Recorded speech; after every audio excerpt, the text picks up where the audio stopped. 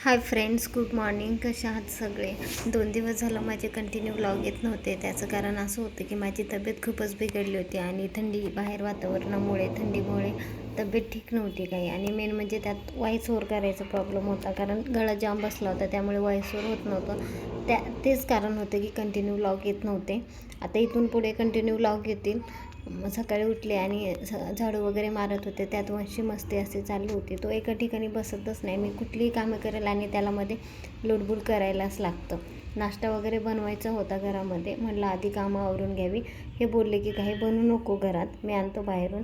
तोपर्यंत मी कोरा चहा बनवून घेतला स्वतःसाठी, कारण मला टॅबलेट खायचे होते. टॅबलेट घेऊन बरं होईल वाटलं, पण काय माहिती बरंच होत नव्हतं. म्हणून हे मला बोलले की चल आपण हॉस्पिटलला जाऊ. संध्याकाळी हॉस्पिटलला निघालो. तोपर्यंत वंशला मम्मीच्या घरी सोडावं म्हटलं, कारण कशाला बाळाला बाहेर घेऊन जावं, म्हणून त्याला मम्मीच्या घरी सोडवलं. आणि आम्ही हॉस्पिटलमध्ये, तो राहतो तिकडे मम्मीच्या घरी व्यवस्थित, म्हणून त्याला सोडवलं. हॉस्पिटल गेले आणि डॉक्टरांनी सांगितलं बहुतेक तुला ॲलर्जी आहे थंडीची, त्यामुळे होत असेल. थंडीमुळं मला होतं असं. मग टॅबलेट इंजेक्शन वगैरे दिले, मग घरी आलो. असा होता आजचा दिवस माझा. भेटू नेक्स्ट व्लॉगमध्ये. तोपर्यंत बाय.